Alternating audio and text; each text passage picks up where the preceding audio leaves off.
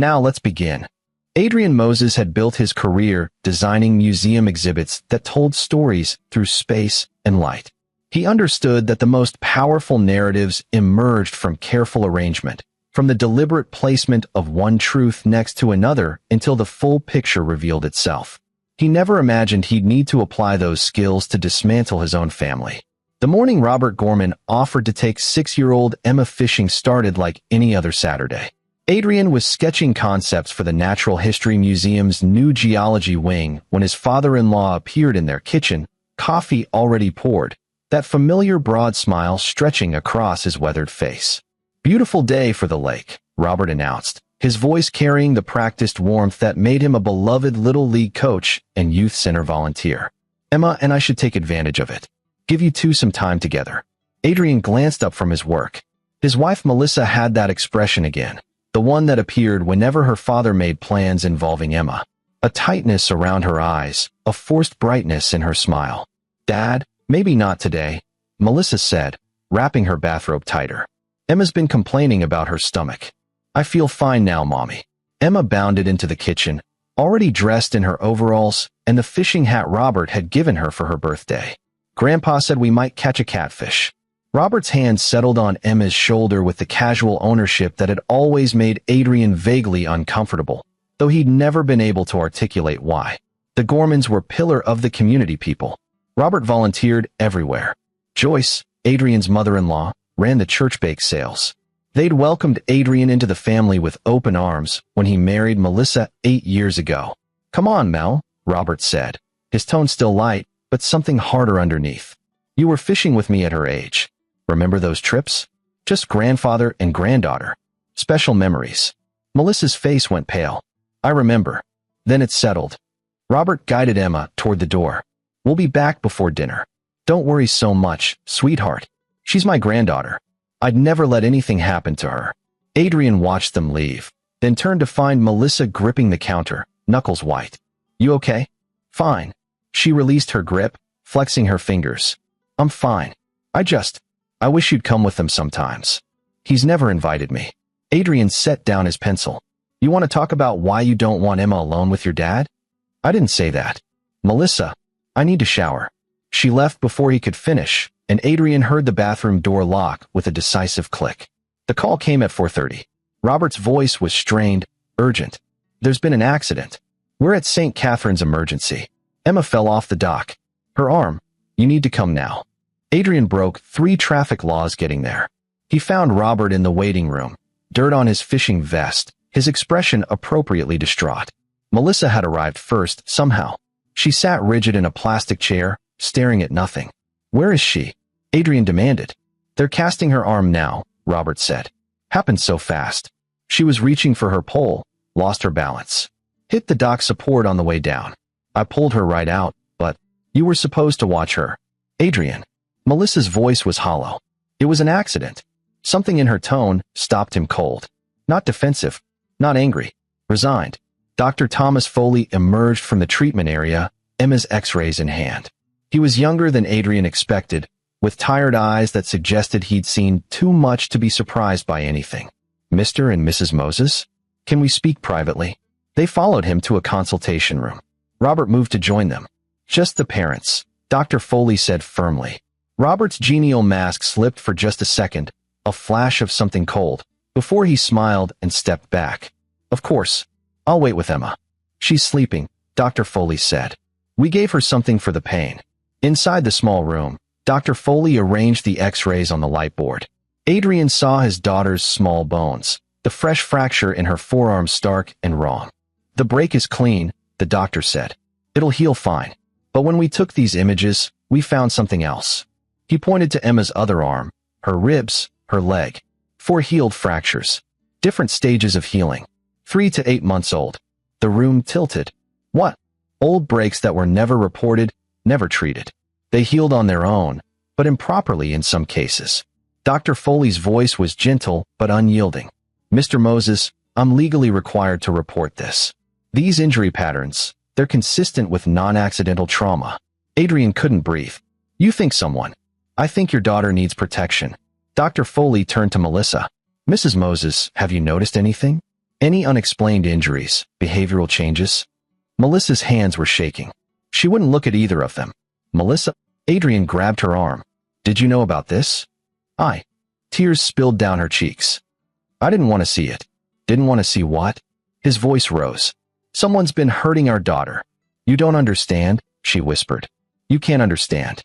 He's my father. He's not. It's not like you think. Dr. Foley stepped between them. Mrs. Moses, I need you to listen very carefully. Someone has been systematically abusing your child. The police will investigate, but right now, today, you need to tell me the truth. Who's been alone with Emma? Robert takes her places, Adrian said, ice forming in his chest. Fishing. Park. His house. Melissa always seemed. She never wanted Emma to go. Because you don't know what he's like when he's angry. Melissa's voice cracked. You don't know what happens if you tell. The confession hung in the air. Dr. Foley's expression hardened. How long have you known? I didn't know. Melissa stood abruptly. I suspected, maybe, but I couldn't. He's different now. Older. I thought maybe he'd changed. I thought if I watched close enough, if I made rules about public places only. Jesus Christ, Melissa. Adrian felt sick. You let him take her anyway? He's my father. He said he was sorry for what he did to me. He said he wanted to make it right with Emma, be the grandfather he couldn't be.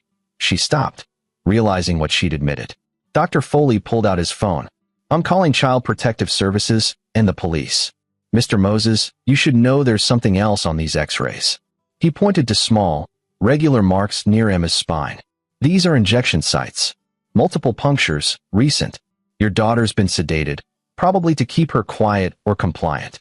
The world narrowed to a single point of crystalline rage. Adrian understood exhibits, understood how to arrange elements to tell a story. And suddenly he could see the whole picture. Robert's insistence on alone time. Melissa's fear disguised as nervousness. Emma's nightmares she could never quite explain. The way she sometimes flinched from affection. Where's Robert now? Adrian's voice was deadly calm. Mr. Moses. Adrian was already moving, pushing through the door. Robert stood near the vending machines, phone pressed to his ear. He looked up as Adrian approached, and for the first time, Adrian saw behind the mask. Saw the calculation, the contempt, the absolute certainty that he'd get away with it. Adrian, I was just calling Joyce too. Adrian's fist connected with Robert's jaw before he could finish. The older man went down hard, phone skittering across the linoleum. Adrian grabbed him by the collar, hauled him up, slammed him against the wall. You touch my daughter. Each word was a stone. You've been hurting her. You're insane. Blood trickled from Robert's split lip, but his eyes were already working, already spinning the story. This is assault. I'm the victim here. My granddaughter had an accident. The x-rays show 4 old fractures and injection marks. Robert's expression flickered. Just for a second, genuine fear. Then the mask returned. Accidents happen. Kids are fragile. And if there are injection marks, maybe you should ask what Melissa's been doing when you're at work. The calculated cruelty of it, trying to turn this around, trying to blame Melissa, made Adrian's vision go red. His hands tightened. Mr. Moses, Dr. Foley, and 2 security guards pulled him back. Let him go. Robert straightened his shirt, already recovering. I want him arrested. He assaulted me. I'm pressing charges. We've called the police, Dr. Foley said coldly. They'll want to talk to you about Emma's injuries. All of them. Something shifted in Robert's face. The genial grandfather vanished, replaced by something ancient and vicious. You have no idea what you're doing. My lawyers will bury you. I'll get custody of Emma before you can. Get him out of my sight, Adrian said quietly, before I finish what I started. As security escorted Robert away, Adrian heard him already on his phone, calling his lawyer, his voice smooth and reasonable, already building his defense, deploying his reputation like armor. Adrian turned back to the consultation room, where Melissa sat with her head in her hands. Through the window, he could see Emma sleeping in her hospital bed, small and vulnerable, a cast on her arm covering just the latest injury. He'd built his career creating exhibits that revealed truth through careful construction. Now he'd build something else entirely. Robert Gorman thought his reputation and lawyers would save him. He didn't understand that Adrian knew how to take a story apart piece by piece, rearrange it, and show the world exactly what it really meant. The exhibit was about to open. And before it was over, Everyone would see Robert Gorman for exactly what he was. The police interview took 3 hours. Detective Wilson Mayer was a heavy-set man with skeptical eyes and a recorder that he placed deliberately between them. Adrian could feel the man's doubt. Successful community leader versus a father who'd just committed assault. The math wasn't in Adrian's favor. "Walk me through today again," Mayer said. From the beginning. Adrian repeated the story. The fishing trip, the call, the discovery. Mayer listened without expression, occasionally noting something in his pad. "And you struck Mr. Gorman in the hospital. After learning he'd been abusing my daughter." "Yes. Allegedly abusing." Mayer tapped his pen. "Mr. Gorman claims today's injury was accidental. Says the old fractures could have come from anywhere. Playground falls, roughhousing, sports. Kids break bones. Not 4 times without anyone noticing. Not with injection marks. About those." Mayer flipped through his notes. "Mr. Gorman's attorney suggests your wife may have Munchausen by proxy, that she might be injuring the child for attention, then blaming him when suspicion arose." Adrian stood so fast his chair scraped. "That's insane." "Sit down, Mr. Moses." Meyer's voice hardened. "I'm just telling you what's being said. Mr. Gorman has an excellent reputation. 30 years coaching Little League. Volunteer of the Year 3 times. References from the mayor, 2 council members, and the superintendent of schools. What do you have?" "The truth. Truth is what I can prove." Mayer leaned forward. "Right now, I have a child with injuries, multiple possible explanations, and a father who committed assault. CPS has taken temporary custody of your daughter pending investigation. You should be grateful you're not in a cell." The words hit like a physical blow. "They took Emma?" "Standard procedure in abuse cases. She'll stay with a foster family until we sort this out. She doesn't know anyone. She'll be terrified. Should have thought of that before you attacked someone in a hospital." Mayer stood. "Here's my advice. Get a lawyer. Keep your distance from Robert Gorman. Let us investigate. If there's evidence of abuse, we'll find it. And if you don't, then your daughter goes home. And you hope the Gormans don't press charges for assault." Mayer paused at the door. "One more thing. Your wife isn't being cooperative. Won't give a clear statement about her own childhood. Won't confirm or deny abuse. That's not helping your case." After Mayer left, Adrian sat alone in the interview room. Through the wall, he could hear Melissa crying in another room, her voice breaking as she tried to explain something to a female officer. He thought about going to her, then decided against it. Right now, he wasn't sure what he'd say. His phone buzzed. A text from Dale Weber, his best friend since college. "Heard what happened. Coming over. Don't do anything stupid." Too late for that, Adrian thought. But maybe not too late for something smart. He left the station and drove to his workshop, a converted warehouse loft where he built exhibit prototypes. The space smelled of sawdust and paint, familiar and grounding. He pulled out his laptop and a legal pad, then began to work. First, timeline. He mapped out every time Robert had taken Emma alone over the past 8 months. Melissa's calendar sync with his phone gave him dates.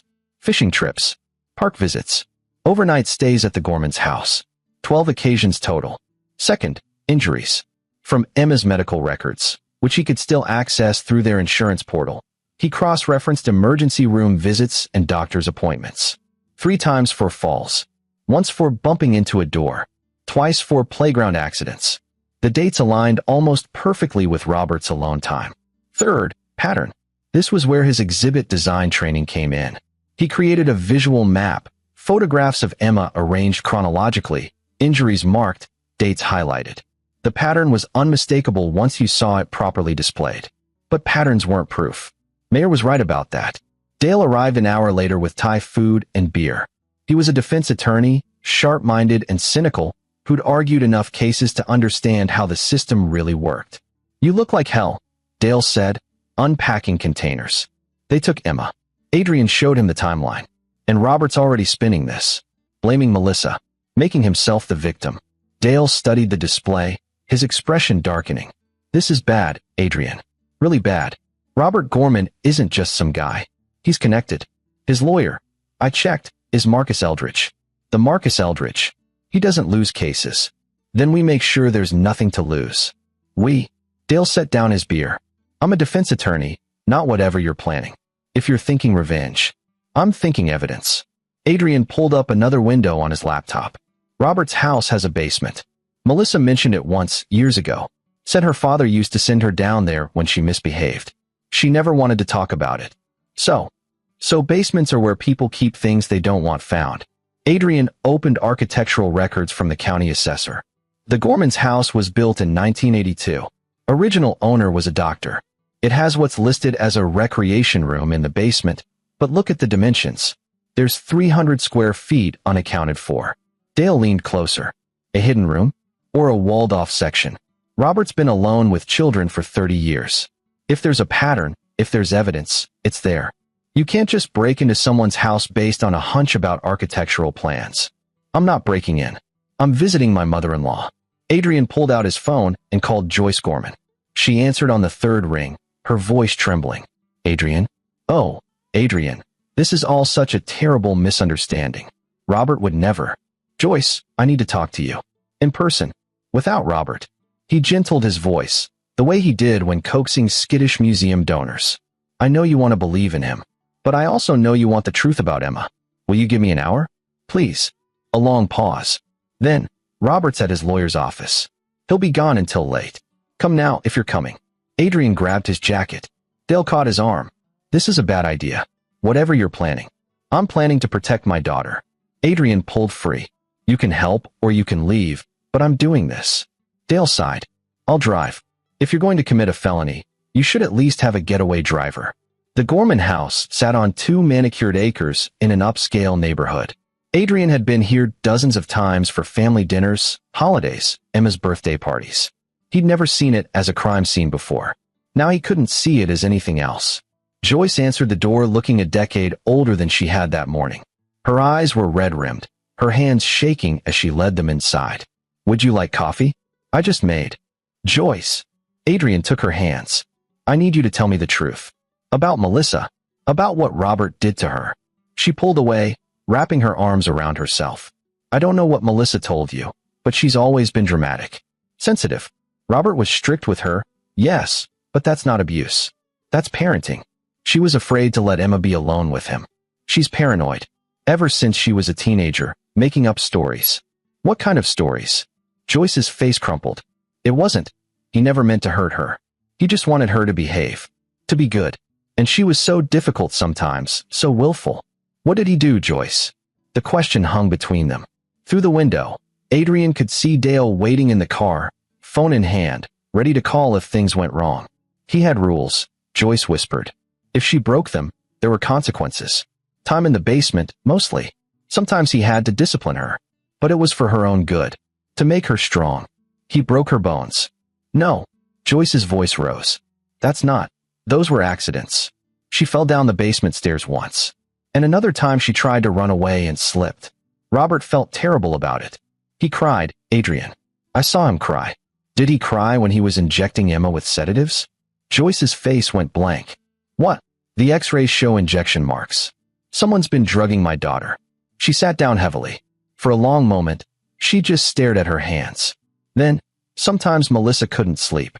After discipline sessions, Robert said a little something to help her rest was kind. Merciful. The doctor prescribed it. What doctor? I don't remember. Someone Robert knew from his volunteer work. Adrian felt the pieces clicking into place. I need to see the basement. Robert wouldn't like. Robert doesn't get a vote. Show me, Joyce. If there's nothing there, fine. But if there is, don't you want to know? Don't you want to be sure Emma's safe? She stood slowly, like a woman walking to her execution, and led him to a door off the kitchen. The basement stairs were steep and narrow, exactly the kind you could claim someone fell down. The recreation room at the bottom was pristine, pool table, bar, trophy cases showing Robert's coaching awards. Adrian studied the space, measuring with his eyes. Where's the extra 300 square feet? I don't understand. He strode to the far wall, knocking on panels. Solid. Solid. Hollow. There. Behind a trophy case was a door, painted the same color as the wall, nearly invisible unless you knew to look. What's in there? Adrian asked. Joyce's face was white. His workshop. He doesn't like me going in there. Open it. I don't have a key. Adrian grabbed the trophy case and shoved. It moved easier than expected, revealing a lock on the door. A simple household lock. He pulled out his wallet.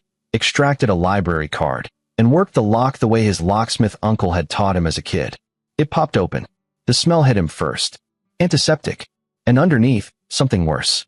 Something old and rotten. The room beyond was small, maybe 10 by 15. A mattress on the floor.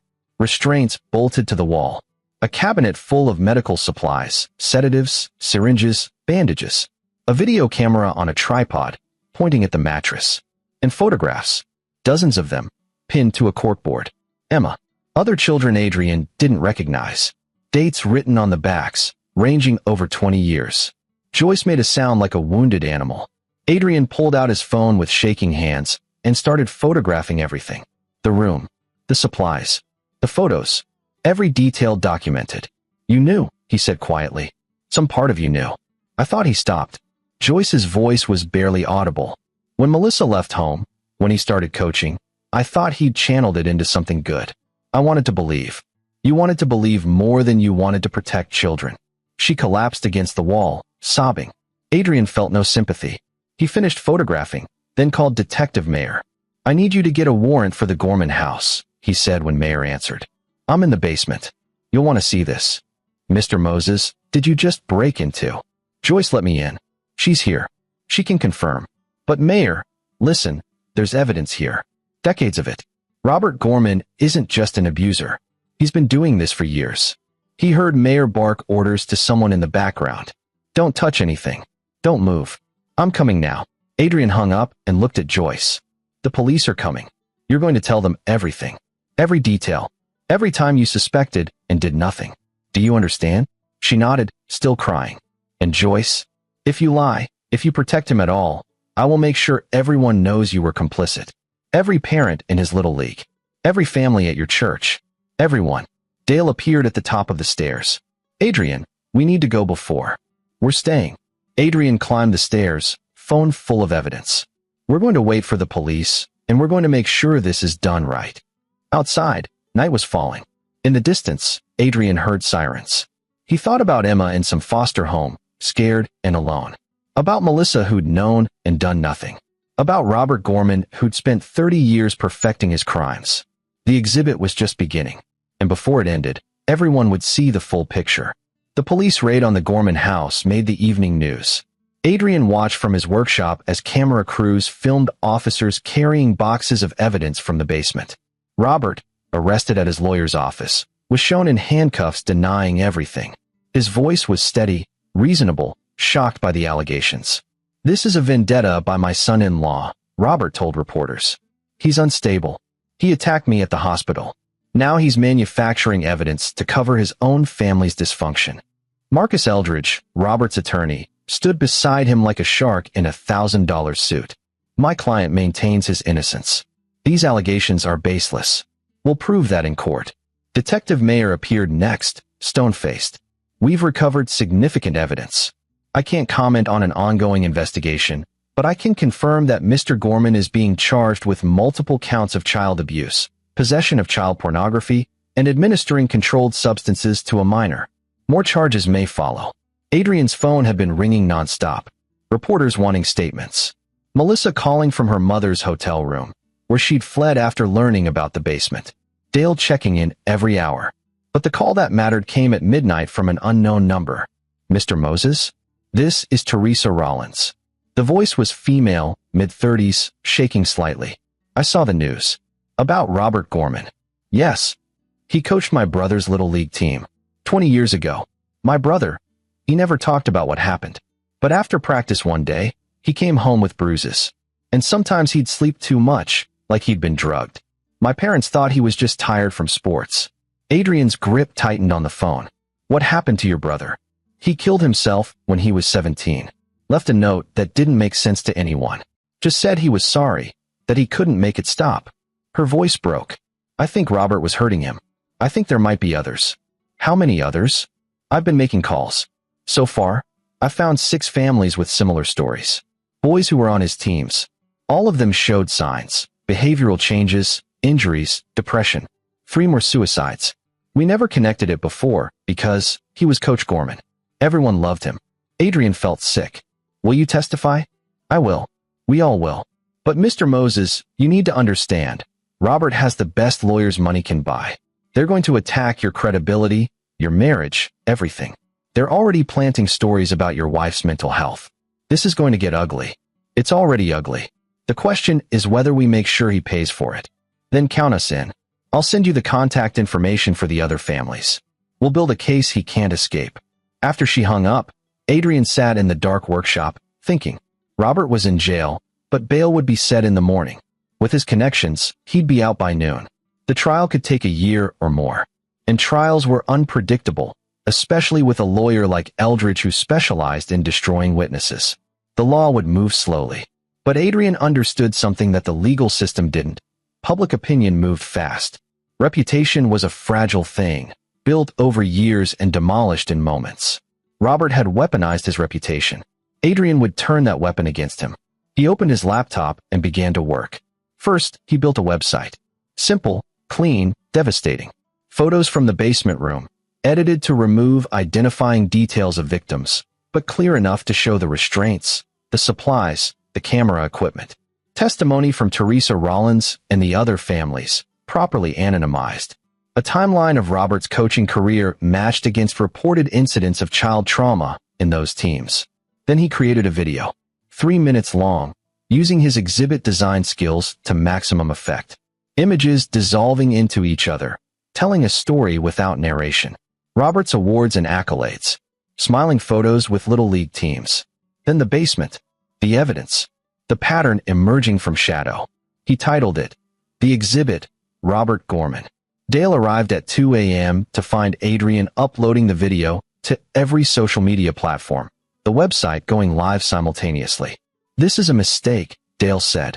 Eldridge will sue you for defamation. The judge could rule this prejudices the trial. You could end up in jail. I could end up watching Robert walk free because some jury decides he's too respectable to be guilty. Adrian hit publish. This way, everyone sees the truth before the lawyers spin it. You're gambling your freedom. I'm gambling nothing. Every fact on that site is documented. Every image is from evidence the police seized. I'm not accusing him of anything he hasn't been charged with. I'm just arranging the information in a way people can understand. The video went viral by dawn. Within 6 hours, it had 10 million views. Within 12, it was on every news network. The website crashed from traffic, then came back up on emergency servers. By that evening, protests had formed outside the jail. Parents from Robert's Little League teams, horrified and furious.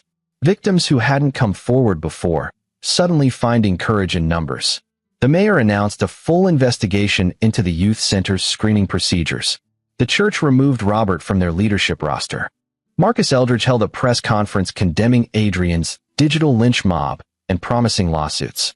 But even as he spoke, his body language suggested a lawyer facing a losing battle. Adrian's phone rang. Detective Mayer, his voice different than before. Respectful. That was a hell of a thing you did, Moses. Illegal as hell, probably, but effective. We've had 47 new victims come forward in the past 12 hours. The DA's adding charges daily. Eldridge is already putting out feelers about a plea deal. No deals. He goes to trial. That's not your call. Make it my call. I have 6 more exhibits ready to go. Detailed analyses of his methods, timeline maps, expert testimony from child psychologists. I'll release one a week until trial if I have to. Mayer was quiet for a moment. Then, you're playing with fire. I'm lighting a fire. There's a difference. Adrian paused. What about Emma? Can I see her? CPS is reviewing the case. With Robert in custody and new evidence clearing your wife of involvement, probably soon.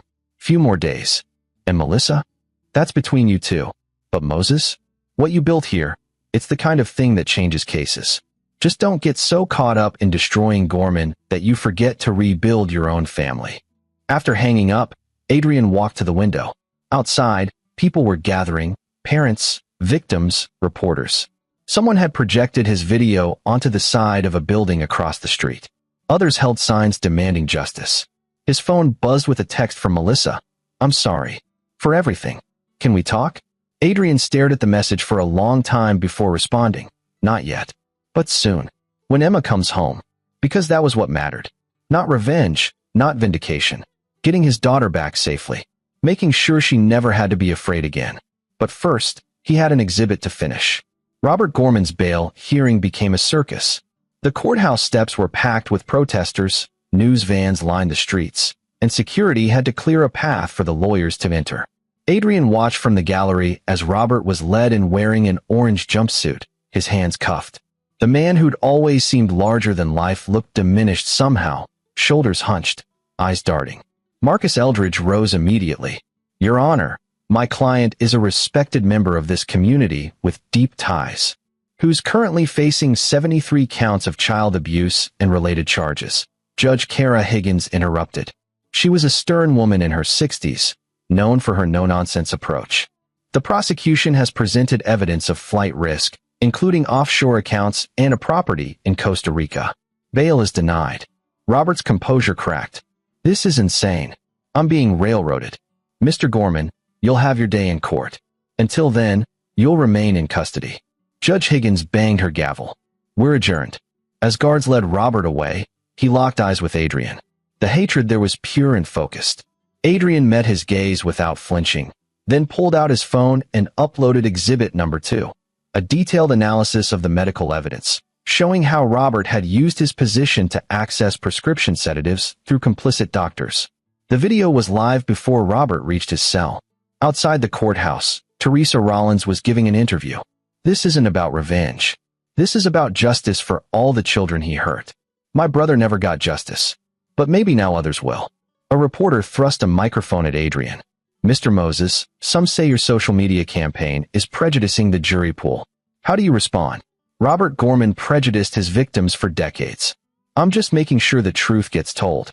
Adrian pushed past them toward his car, where Dale waited. "You know Eldridge filed a motion to suppress your exhibits," Dale said as they drove away. "Claims they're contaminating potential jurors. Let him file. Every motion keeps the story in the news. You're becoming vindictive, Adrian.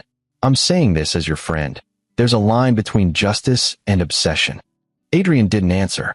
He was already planning Exhibit 3, a map showing Robert's movements over 30 years, cross-referenced with reports of missing children in those areas. 3 cases where boys had vanished after being in Robert's programs. Cases that had gone cold decades ago. At home, the house felt empty without Emma. Adrian found Melissa waiting on the porch. She looked like a ghost of herself, pale and drawn.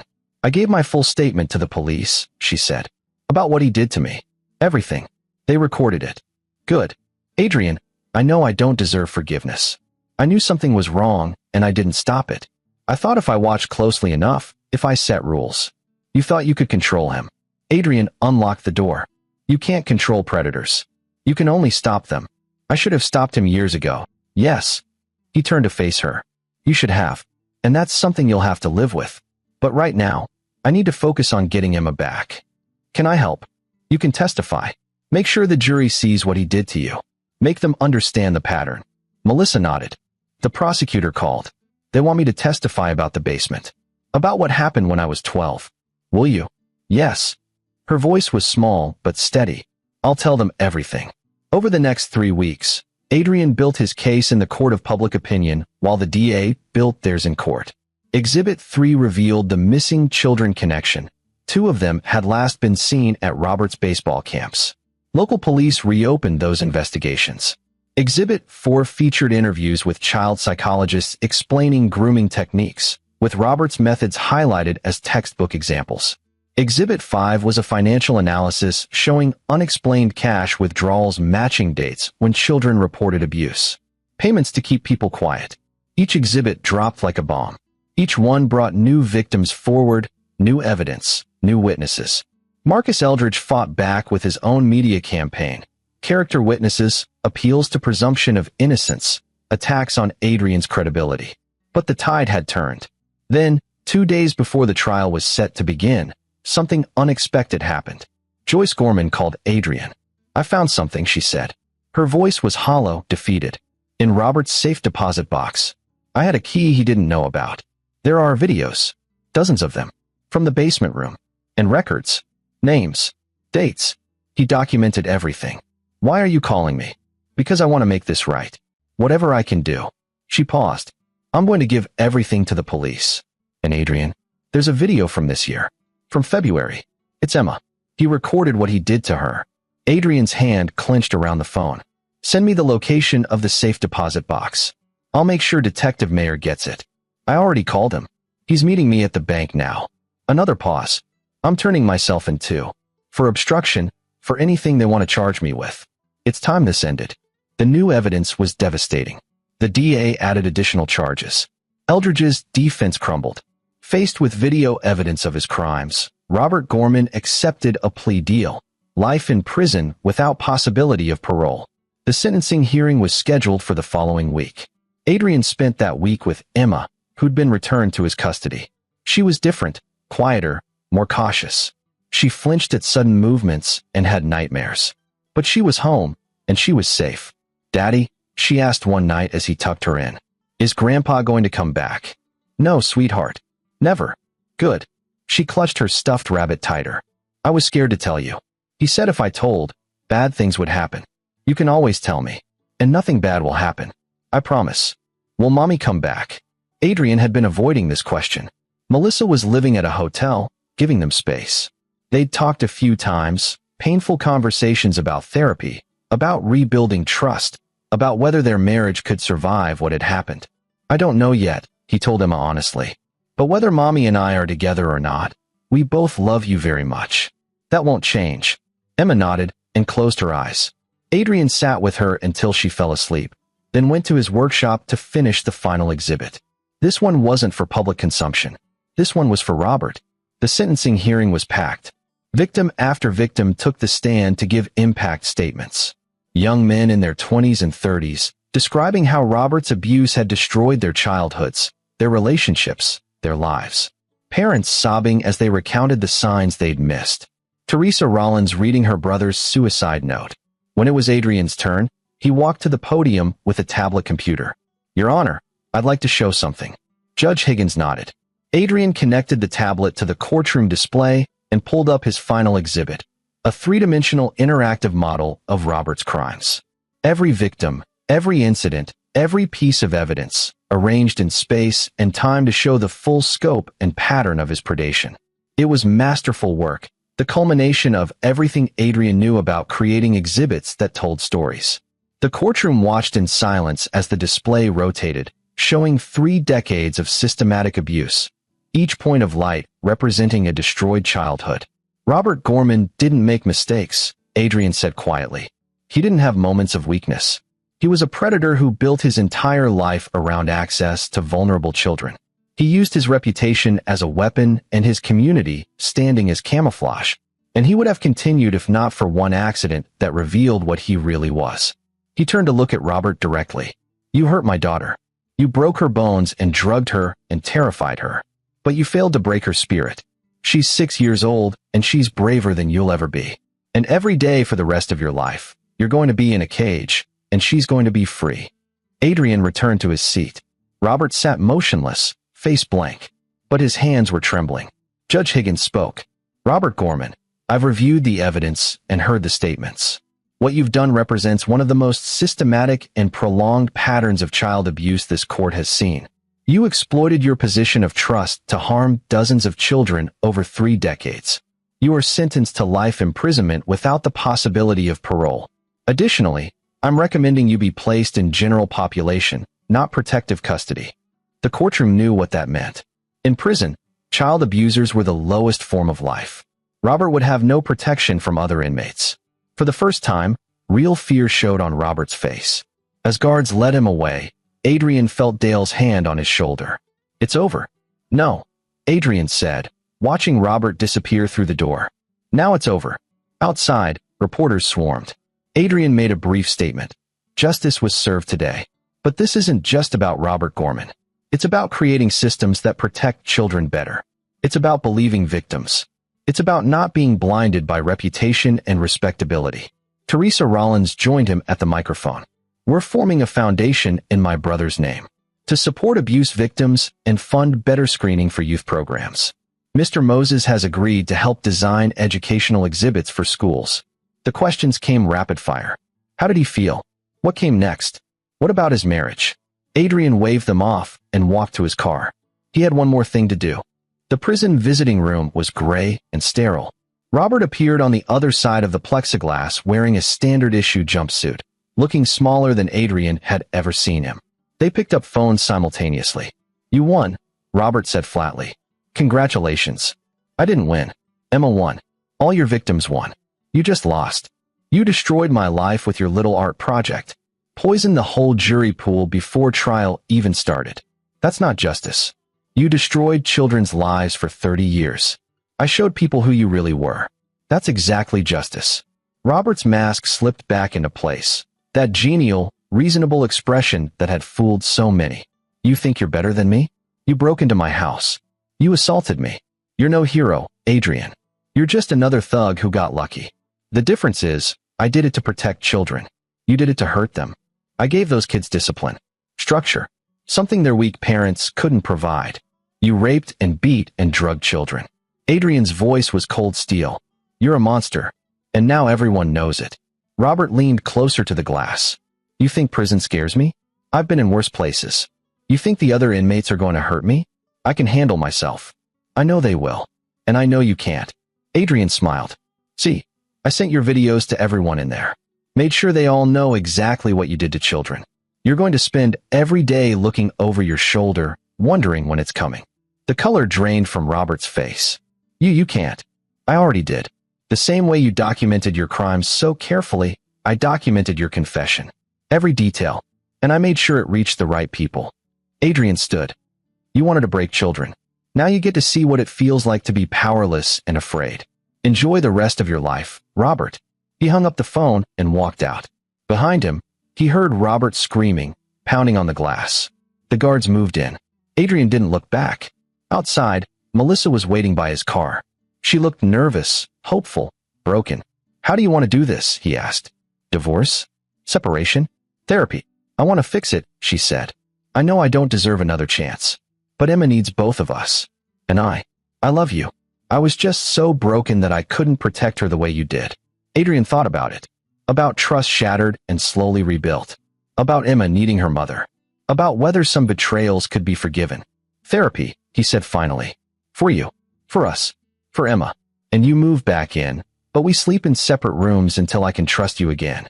Which might be never. I'll take it. And Melissa, if you ever put Emma at risk again, if you keep any secret that could hurt her, I will take her and disappear so fast you'll never find us." "I understand." They drove home in silence. Emma was waiting with the babysitter, coloring pictures of butterflies. She looked up when they entered, and her face lit up at seeing Melissa. "Mommy." Melissa scooped her up, crying. "I'm sorry, baby. I'm so sorry. Mommy made mistakes. But I'm going to do better." Adrian watched them, feeling the weight of the past month settle on his shoulders. It wasn't a happy ending. It was just an ending of one chapter and the beginning of another, uncertain one. But Robert Gorman was in a cage. Emma was safe.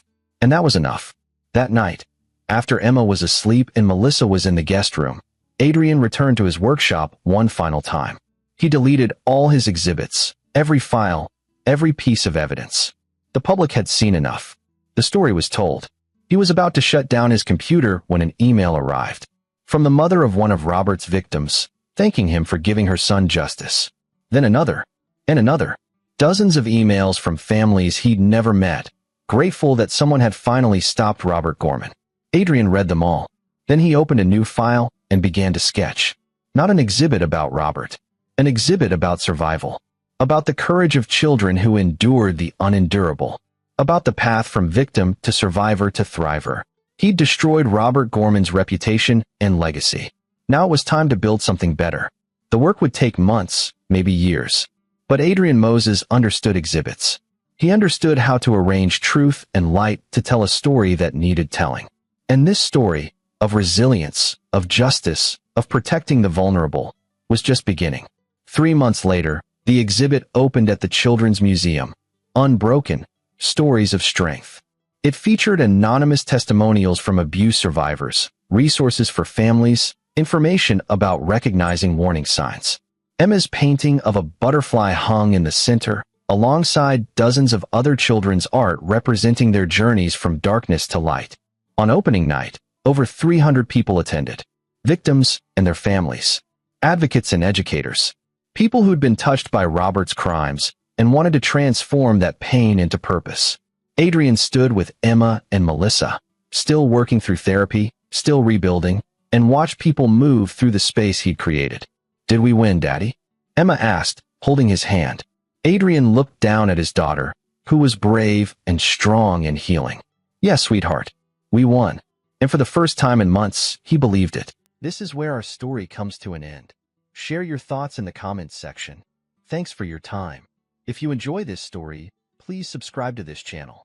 Click on the video you see on the screen, and I will see you there.